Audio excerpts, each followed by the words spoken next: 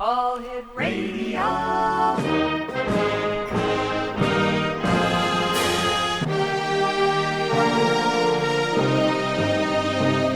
Welcome to the X Zone, a place where fact is fiction and fiction is reality.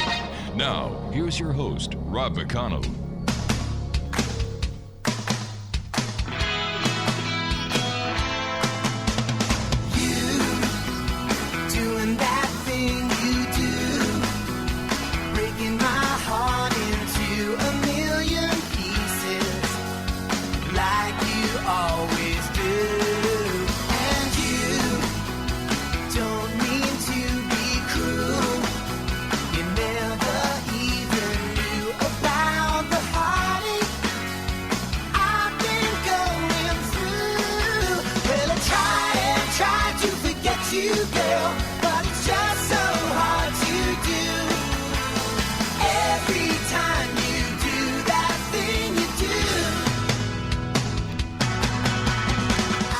And welcome back to the X Zone, everyone. I am Rob McConnell, and for the next 2 hours, I'm your host and your guide as together we cross the time-space continuum to this place that I call the X Zone. It's a place where people dare to believe and dare to be heard. It's a place where fact is fiction and fiction is reality.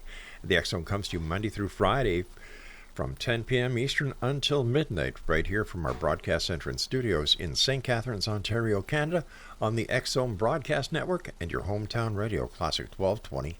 Streaming around the world on classic1220.ca and xzbn.net. If you'd like to send me an email, xzone@classic1220.ca will get you right here. And don't forget, the X Chronicles newspaper for the month of April is still available online with our compliments at xchronicles.net.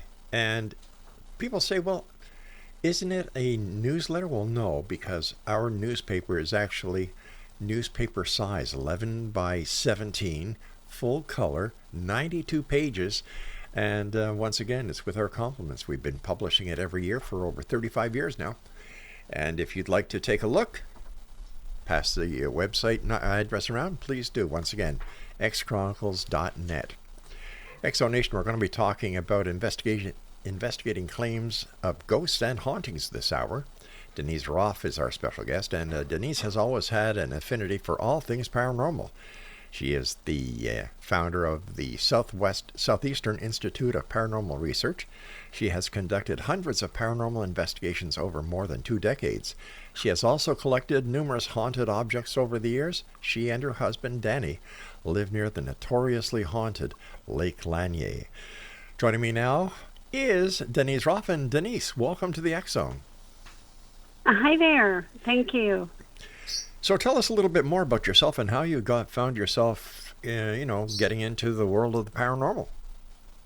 Oh, well, I lost my mom in 1998.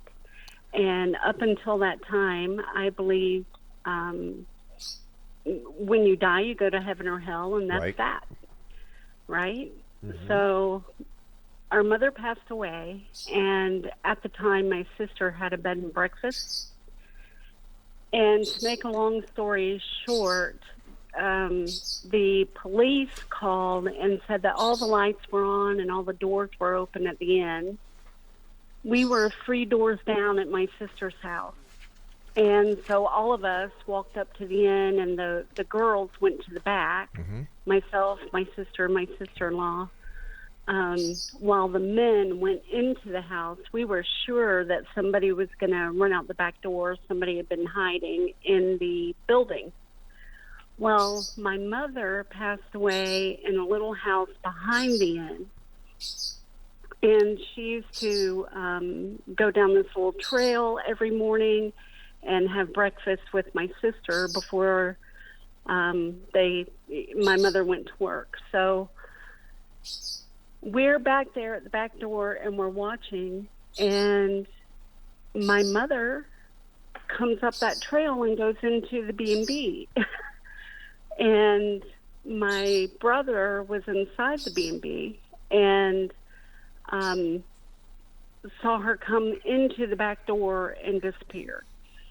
Wow. So my sister looked at me and she said, "That was Mom." And I said, yeah, it was. So from that point on, and that was in 1998, I started to try to find if there were other people having similar experiences. And of course there are, and there were, and I've been doing it ever since. What was it like when you realized that who you were seeing was your mom? It kind of, I thought, initially I thought I was the only one that saw her. Mm-hmm. And of course I thought, and this is split seconds going through my brain like this. And I thought, wow, I'm really missing her. And, gosh, I must be remembering her walking that path. But when my sister said, "That was Mom," I just I was like, wow, what did we just see and why did we see her, and what does this mean and all of that. So it was a journey. It's still a journey for me, and I just keep going. Was that the first and last time you saw your mom? No. Over the years, when there's some stress in our household, whether, whatever happens sure. in normal life, my mother was an avid smoker. She smoked 3 packs of cigarettes a day. Ooh.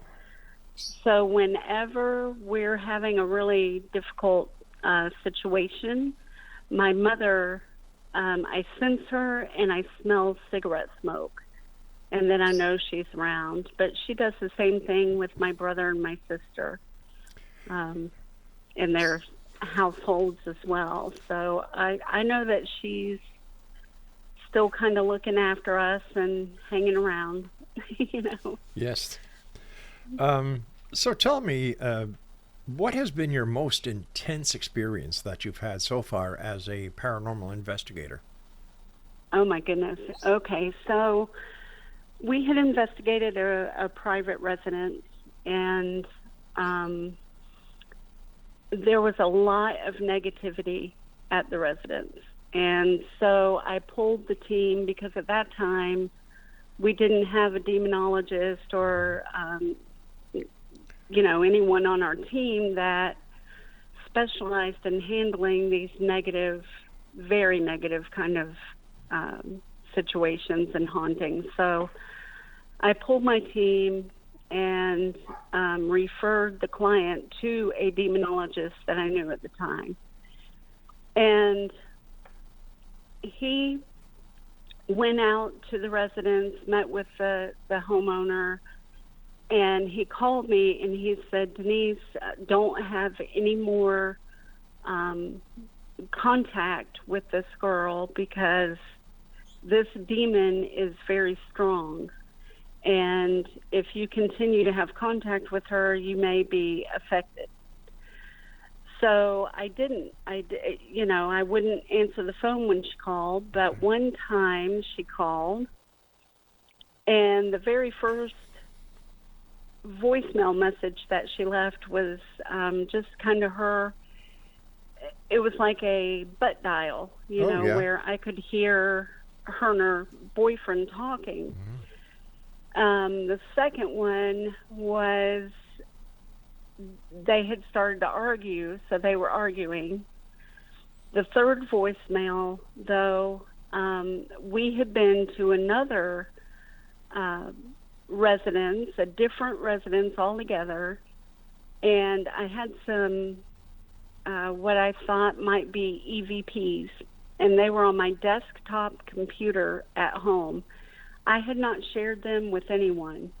I hadn't sent them out to the team yet because I was just compiling them and I wanted to listen to them again. So they were on my desktop computer at home.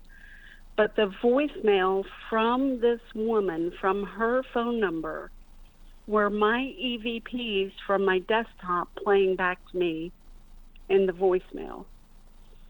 Wow. And that completely freaked me out. So that was probably the most intense I could imagine that.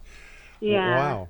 Did the person, did the demonologist that you contact, was he able to finally eradicate the demon that was bothering this family? He was. He was able, and as far as I know, he's still in contact. Making sure that she's still doing well. A lot of people, yeah. a lot of people seem to be reporting an increase in demonic intervention. Right. What is there any reason or rhyme to why this is happening now in society as to why it wasn't doing the same thing 10, 15 years ago? I don't know. I think that maybe we're just now recognizing it. I don't know that it's any more or less. And the other thing is, I think that people are more apt to reach out for help when they're experiencing these things. So I don't know that it's any more or less than it always has been. How many years have you and your team been together now? I started the team in 2008. So I am terrible at math, but we started in 2008. It's okay. How many members are there in your team? There are currently 12. Currently 12. And when you go out to do an investigation, before you actually go to the residence or to the area or the establishment, is there an intake sheet that you people do? An intake sheet. Well, do you mean like? Do you ask the people questions about the paranormal event before you actually go there? I do. I interview. I'm typically the point of contact. Okay. So I have honestly about 100 questions that I ask beforehand, because I want to know that what you're experiencing is worth our team coming out, right? So I do talk to them and find out what's going on. Now, I don't share any of that information with my team before we go out. And they don't discuss what they might be sensing or feeling during the investigation with each other. But at the end of the night, it's really interesting to see, what they were picking up. And a lot of times it's the same thing. And a lot of times it's, dead on. Sure. Denise, we're going to have to take our first break. Please stand by. Thanks very much for joining us. Are you still there, Denise? Yes, thank you very much. You're welcome. All right, if you'd like to get more information about Denise and her team, visit SIPIRinvestigations.com. This is the X Zone. I am Rob McConnell. We're coming to you on the X Zone Broadcast Network and your hometown radio, classic1220.ca. And streaming on classic1220.ca as well. The X Zone, a place where people dare to believe, dare to be heard, Monday through Friday from 10 p.m. until midnight. And Denise and I return after this short break. So whatever you do, don't go away, and we'll be right back.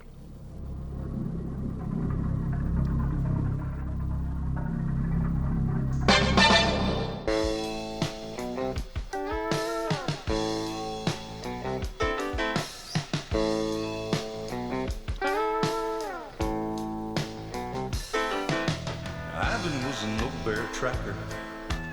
Tom was a man with dreams, and Ernie came along and I wrote the songs about a creature that few's ever seen. Monsters, myths, and mysteries, legend, tales, and facts. It brought us all together, and it's a reason for that. Denise Roffe is my special guest, X Zone Nation. We're talking about investigating claims of the ghosts and hauntings here this hour here in the X Zone. Denise, what in your opinion is a ghost? I think a ghost is energy that is left after a person passes away. I think that it can be interactive and intelligent, or it can be residual energy. Okay, so when you go to these locations that are haunted, why does the ghost stick around? Like, if I was able to leave a place where I've been haunting for I don't know how long, Why would they stay? Why don't they just leave and go to the light? That's a really good question. I don't have the answer. I wish I knew the answer, but I've been doing this a long time now, and I don't have a clear, this is why answer. I know that a lot of investigators might think that they do, but I don't. I would imagine there's as many reasons to stay as there are to leave. When you and your crew, and your team, I should say, have established through the intake information that you've taken that, yes, we're going to bring the team over to this location, how do you prepare yourselves for the investigation? And once you arrive at the location, how do you start the investigation? Okay. So as far as preparing ourselves, I myself, I pray. I grew up in a Baptist household, but my father was Catholic. So I myself pray, but the team has a different religious beliefs and different beliefs on how to prepare themselves. So that's how we prepare. Now, once we get to the location, we start by getting some base readings, temperature and EMF. We know that for sure man-made items can affect EMF meters. Right. So we want to look for any hot spots at the location before we start investigating. What kind of equipment do you use? Oh, my goodness. Okay, the team has a lot of different equipment, a lot of the newer equipment, the REM pods and the, I forget what they're called. I don't use much equipment. I think that what you need most is your brain. Right. I think that's, I do take a notepad and a pen, but my team has a lot of the equipment that you can find basically everywhere. Now, I do use a K2 meter, but I'm very skeptical about the K2s just because, like I said, so many man-made things can affect them. Those and REM pods and a lot of the other equipment can be affected even by your cell phone. If you get a message on a cell phone, it can affect those things. So I don't have a lot of faith, but what I do find interesting is when we can have a two-way kind of conversation using the equipment, using REM pods or the K2 meters or the whatever, the yes no's and some of the other equipment.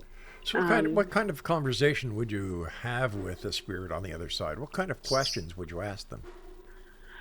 Well, a lot of times we don't ask questions. A lot of times we just sit quietly and see if we have anything.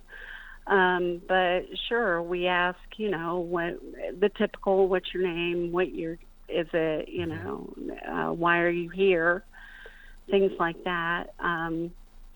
We've had a lot of interesting EVPs where we do get direct answers to questions, but we've also had our team members' names called, and things like that. So, how would the spirits know the names of your team? That's a really good question. Again, I don't. Okay. Well, when we come in, we do introduce ourselves to whatever might be there. So, I guess that's how. Have you ever had a situation where you and your team go into this location and you have done your due diligence, you have done everything to the very best of your ability? At the end of the night or the end of the investigation, you and your team have found nothing. Oh, sure. How does the person who's called you on the phone who believes they have a problem, how do they react to well, no, we checked and there's nothing here? Some people are really upset about it. They don't understand why we couldn't find something, and of course we get blamed sometimes because people are upset, but we're not there to prove or disprove. Well, that's not true. It's a fine line between the research, doing the research, and making people happy. That's one big reason why we don't take any payment for what we do. We don't want to be in a position where we have to make somebody happy. I mean, it's either there or it isn't. Right, but you're offering these people the opportunity to have an outsider come in who's thinking and looking outside of the box to come in to try and establish whether or not something is there or not, and to do it for free. Hats off to you. Well, I mean, the other side of that, we don't ever just walk away from a client and dump them. Yes. We don't ever just go, oh, there's nothing here. Oh, well, see ya. Right. We try to counsel them, and we may come back on different occasions and try to investigate again. But we never just walk away from a client and say, well, that's it. We just don't do that. How about when a client tells you, listen, Denise, I'm telling you, the other day I walked into the kitchen and there was a cup levitating, and then later on that day I was sitting in the living room watching TV, and I saw a glass move right across the table in front of me. How do you try and justify the actions that the client saw when you and your team, who was well experienced, found nothing? Well, we don't, I'm not going to say, no, that didn't happen. And, it very well may have happened. Right. But we weren't there to see it. So what I generally tell people well, first of all, if things are moving, I want to know if you have a teenage child in your home. I want to know if there's some telepathy going on that, or telekinesis. I'm right. sorry. So what you're looking is at the poltergeist aspect. Right. Okay. Right. So, but again, we don't just walk away. I usually tell them to set up some video cameras and see if they can't catch something, when we're not there. Has there ever been an instance where you and your team came across something that you just totally didn't expect, and the goosebumps were there and the hair on the back of the neck went up? Oh, sure. Yes. We were at Bobby Mackey's, investigating Bobby Mackey's, and there's a lot of misinformation about Bobby Mackey's out there, but it was historically a house, and then turned into a couple other things, and eventually the bar. But we were at Bobby Mackey's and heard audibly a voice just out of nowhere. Couldn't make out what it said, but it sure raised some goosebumps. A couple of the team members wanted to go kind of hide in the corner and not be anywhere near where the voice was heard. So there, and then full body apparitions, when we see them, of course, I used to jump back and be a little afraid, but at this point I've seen so many that it doesn't affect me anymore. But it does affect some others. This Bobby Mackey's place that you were talking about, you said it had, there was a questionable reputation. Why was that? Well, it's not. It's just that the rumor out there is that it was a slaughterhouse. It was never a slaughterhouse. Oh, okay. There's just misinformation about the building itself. It was still a very interesting investigation. Historically, it's really interesting and cool. There was a jail in the basement, an old jail. It did have ties at that time to the mafia, and when it very first opened, it was very successful. And the mafia came in and said, we want to buy your bar. And you don't really say no to the mafia, So they sold it, and there were some shady things that went down because of that. Wow. But it was just never a slaughterhouse. So. All right, Denise, please stand by. You and I have to take our break at the bottom of the hour. And Exonation, Denise Roffe is our very special guest this hour. And if you'd like to contact Denise, if you'd like to visit her website is siprinvestigations.com. And Denise and I will be back on the other side of this very short break as the X Zone continues with yours truly, Rob McConnell, from our broadcast center and studios in St. Catharines, Ontario, Canada, on the X Zone Broadcast Network and on your hometown radio, Classic 1220, streaming at classic1220.ca. Whatever you do, don't go away.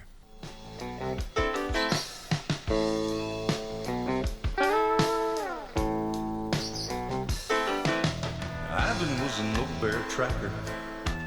Tom was a man with dreams. And Ernie came along and I wrote the songs about a creature that few's ever seen. Monsters, myths, and mysteries, legend, tales, and facts. It brought us all together, and it's a reason for...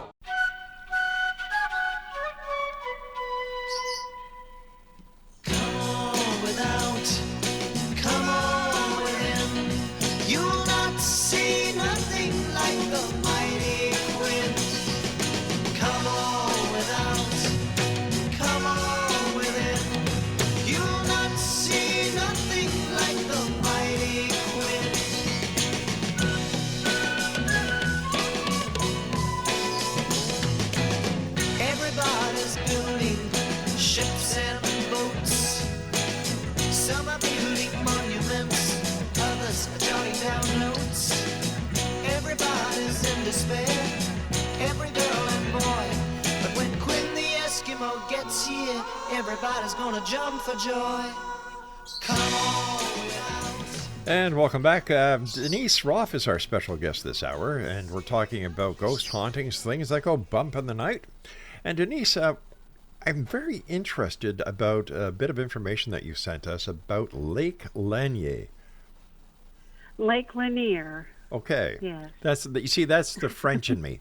Lanier. Right. Right. Lanier. Okay. That's the Southern in me. So yeah. that means between you and I, we make a great team. That's right. There we go. Tell me about Lake Lanier. Okay, so Lake Lanier is a man-made lake made from a dam, and it's one of the largest lakes in the country, from what I understand.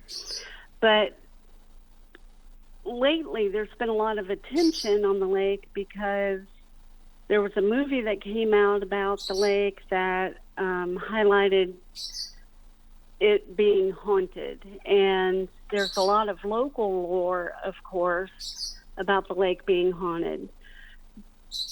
One of the huge misconceptions, though, they say that there are burials under the lake, that a lot of the graves were never moved by the Army Corps of Engineers who built the lake.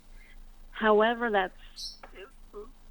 there may be some burials under the lake, but they weren't marked burials, and they weren't discovered before the land was flooded.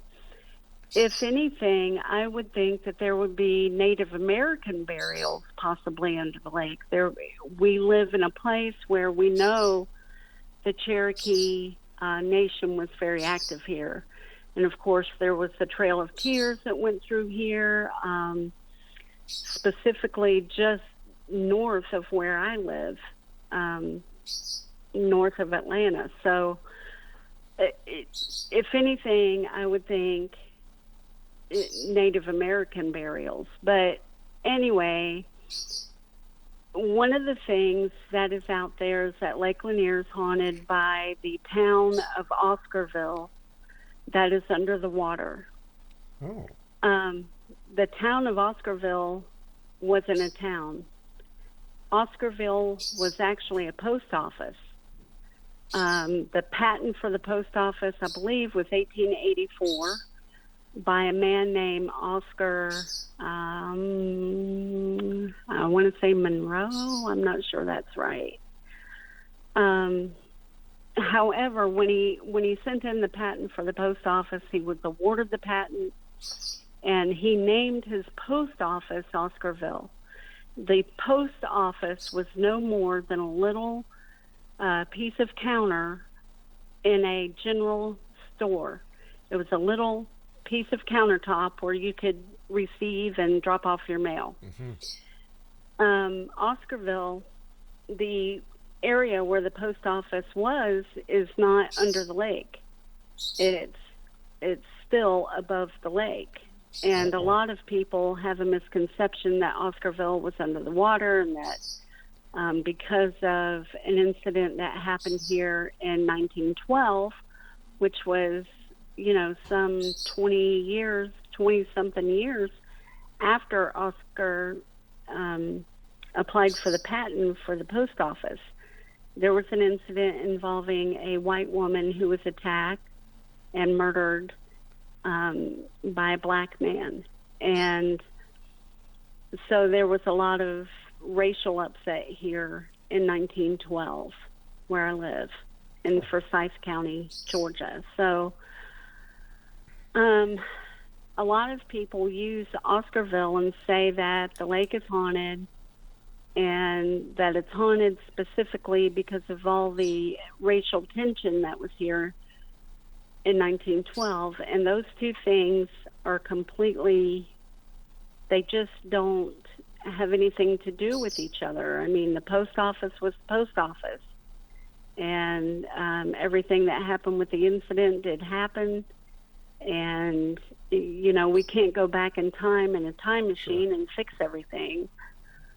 But it would be nice if folks could just get the facts straight. Yeah, it seems that when there's something like that people love to dramatize it and then use it to their own advantage. The truth is something that is very scarce when it comes to the paranormal, because people love to embellish their encounters, or even if there was no encounter, they love to embellish it. Yeah. That's true. Yeah. That's very true. Yeah. Something that I've learned over the many years of doing this show, Denise, is that paranormal investigators and research, like yourself, are great historians. That's probably what I truly love, as well as, going out and investigating. It's the historic stuff that I'm always drawn to and always interested in. I want to know all about what the building was, or, were there claims of ghosts and paranormal hauntings way before now, like, 100 years ago, were people saying the place was haunted, things like that. I want to know. I want to know about the past. Tell me about your book. Oh, my book is Ghosts and Legends of Charleston, South Carolina. And what I did was I looked up how the ghost story began and did the research to try and figure out, how it blossomed from A to B. How did this story become a legend, so to speak. So a lot of it, the history was much more interesting than the actual ghost story. But I write about the history and how the ghost stories began, and it's all in my book there. Now, what is the name of your book again? Ghosts and Legends of Charleston, South Carolina. And is it available on Amazon.com? It is. Excellent. It is available on Amazon. What was your most favorite story or your most captivating experience that you wrote in your book? Oh my goodness. I guess my favorite story was probably the first one that I researched. I had never been to Charleston before I wrote my book, and I wanted to go, of course. And when I got there, I was alone. It was I had been to Savannah to a paranormal conference, and then I went alone by myself and went to Charleston. It's only about an hour and a half from Savannah. So I walked into this, I was hungry, and I walked into this bar. I wanted some nachos. Oh, that's my favorite too. Is it? Yeah. Yeah. So I walked into this bar, and it had these gorgeous stained glass windows in the bar. And I start looking around and realize that I'm sitting in what used to be a church. Ah. So I asked the server, I said, what's the story about this place? What's going on? And he just started telling me how it used to be a sailor chapel, and that, it was haunted. There was a lady in blue that was always seen in the restroom, and he just launched into all these stories about the bar. And so I did the research, found out it did indeed used to be a sailor's chapel, a non-denominational chapel where sailors could come in and praise or whatever. But the ghost story about the lady started way before that. And it was just interesting to me. That was one of those places where I thought the history of the chapel was much more interesting. The chapel used to be like, what was it, about 200 yards from where it stands now. But the water rose, and as the water rose, it flooded the chapel, so they moved it. It was just a lot of interesting stuff to me, and that was one of my favorite stories. What does your family think of the ghost and paranormal investigating that you do? I would imagine that they're very proud of you as an author. They are proud of me as an author. My sister is married to a Southern Baptist pastor. Oh boy. Yeah, so there's a lot of interesting conversations when we all get together. She is very proud. She doesn't necessarily believe what I believe, even after seeing our mother. She has a little different opinion. So my daughter she does believe, but she doesn't want anything to do with it. I think it scares her a little bit. Right. She's 36 now, so you would think it wouldn't, but it still scares her a little bit. So, and my husband tolerates it. My husband has tolerated me for, we've been married 28 years this year. Oh, God bless you. Does he ever go on investigations with you? Oh, no. No. I invite him all the time, but he's like, no, that's okay.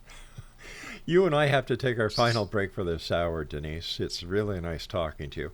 We've been talking with Denise about the paranormal hauntings. We talked a little bit about demonology. But when we come back, I want to talk to Denise about stained glass artistry, and she's also the vice president of the Historical, Society of Cumming, Forsyth County, Georgia. Wow. Let's talk some more about these great topics. This is the X-Zone. I'm Rob McConnell. Denise and I will be back on the other side of this break, so whatever you do, don't go away. And you're listening to us on your hometown radio of the X-Zone Broadcast Network, Hometown Radio 1220, Classic 1220, I should say, and classic1220.ca. You'll not see nothing like the mighty wind. Come on without, come on within. You'll not see nothing like the mighty wind.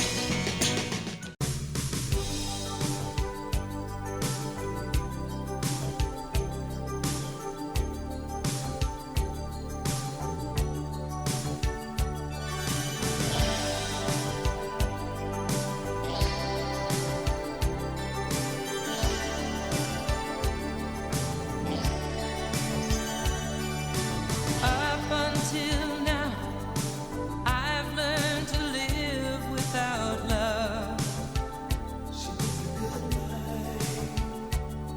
Like a ship without a sail, wandering aimlessly lost.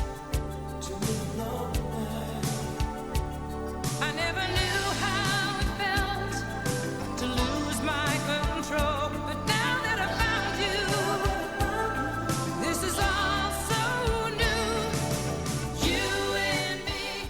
And that's You and Me, Let Me See Now and Forever by Anne Murray. Wow. That's been a long time ago, but still a great song, and that covers my Canadian content for this hour. Denise Roffe is our special guest, and Denise, I understand that you're into shattered glass artistry. Tell me about that. That sounds fascinating. It's fun because I get to break things. Uh-huh. You know, I get to take a hammer and go break glass. But What kind of glass do you break? all kinds. I mean, I'll cruise thrift stores, garage sales, Oh, okay. Goodwill, whatever. If there's a shade of a color that I like, I'll buy it, bring it home, and take a hammer and break it. So let's say you go garage sailing and you bring this piece or these pieces of glass home because you love the colors, and in your mind's eye you can actually kind of imagine a shape or a design. You come Right. home, you take your hammer, and you smash it up all these little pieces. Does it matter about the size of the glass that you break, or? Well, it has to be. Okay, so when I break it, it's tiny. It's like maybe a 1/4 inch when I Okay. break it. But does the size of the whatever I'm buying matter? Yes, because it has to be enough to do whatever project I have in my head. But lately, I've been using shattered glass on my original photography. Right. And then I resin over that with I put the glass on my original photography, and then a high quality resin over that that's made specifically for artwork.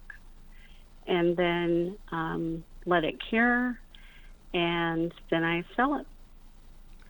Is it possible that when you go to these garage sales and you buy these articles that they could be attached by a spirit? Well, sure. Sure. And, sometimes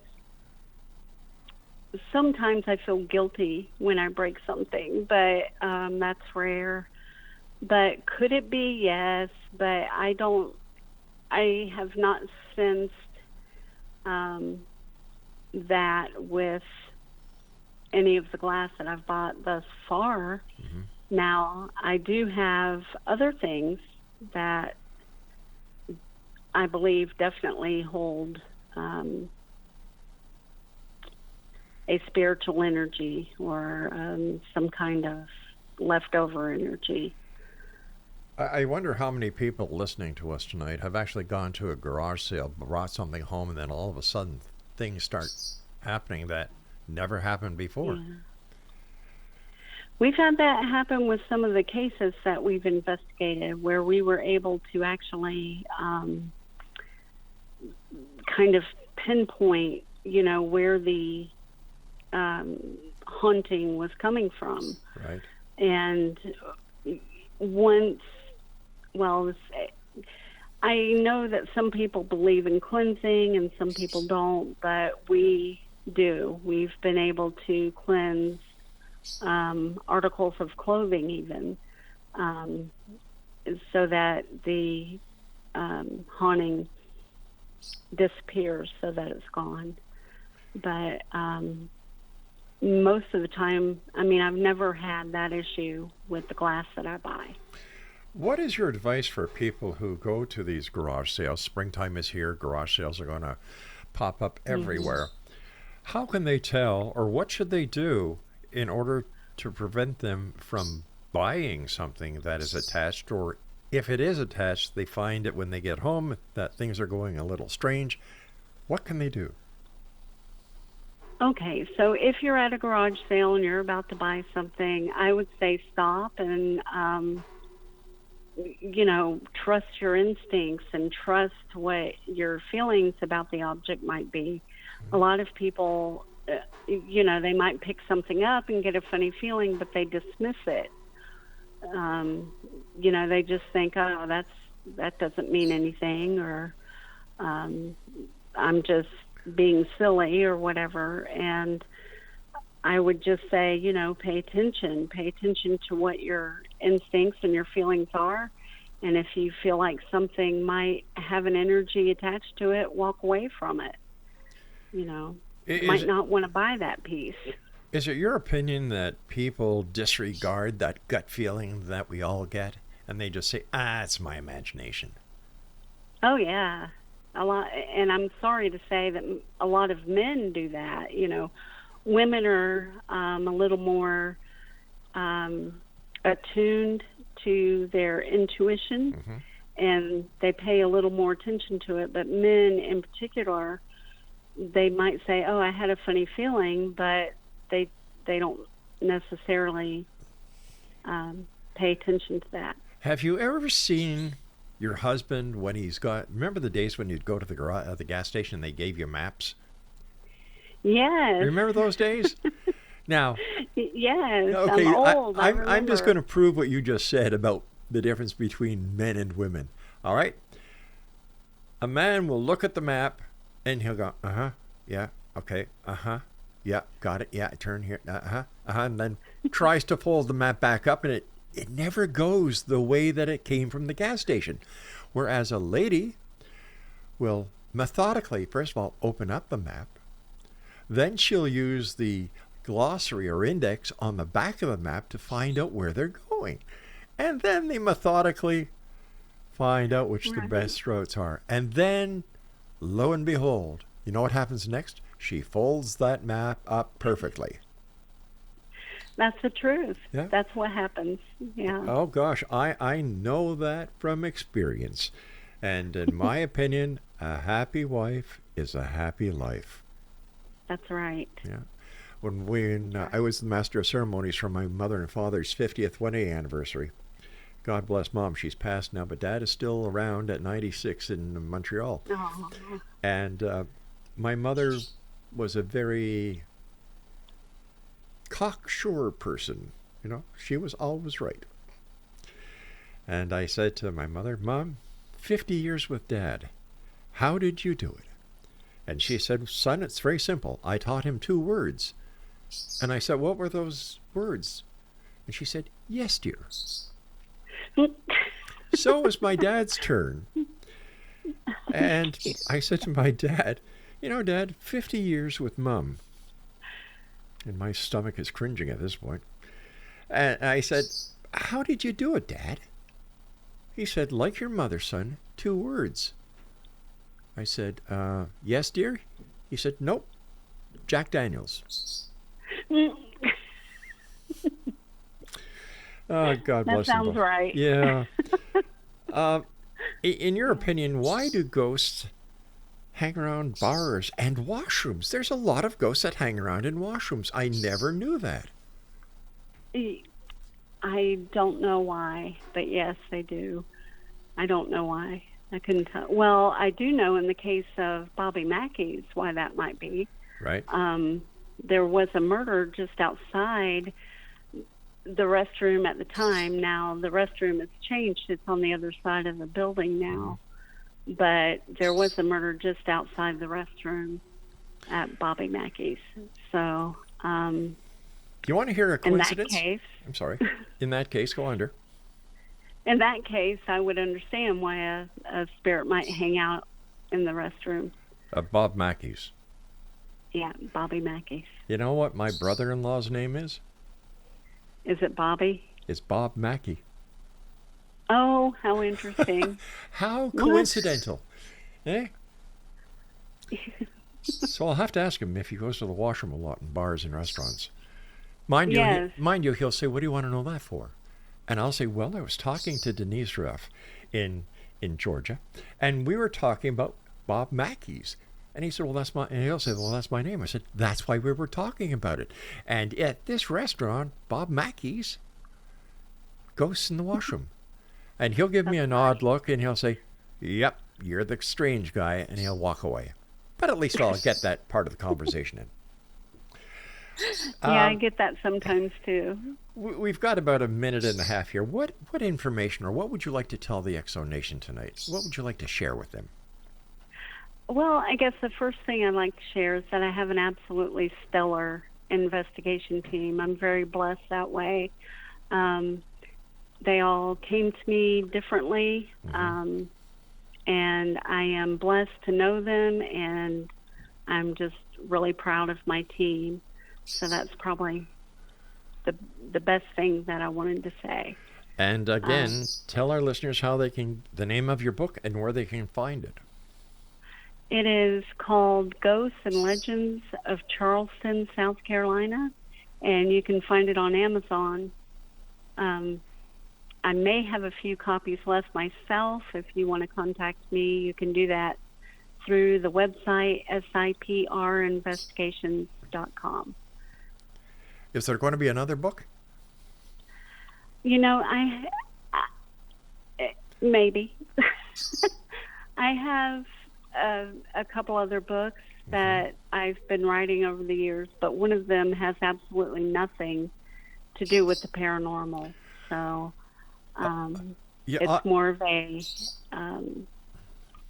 nonfiction book. Well, I will share something with you that I hope gives you the inspiration. A good friend of mine, Lieutenant Colonel Kevin Randall, he's written I don't know how many books on UFOs, but he also writes books about the Vietnam War. And then he also does sci-fi.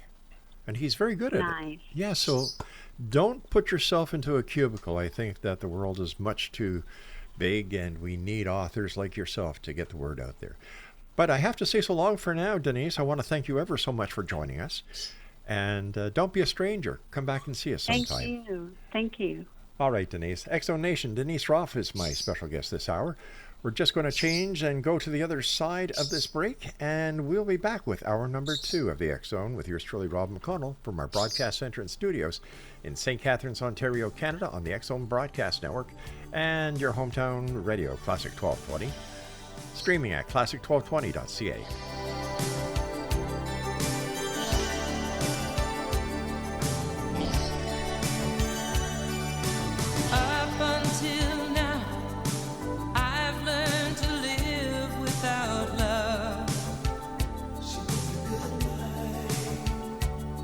like a ship without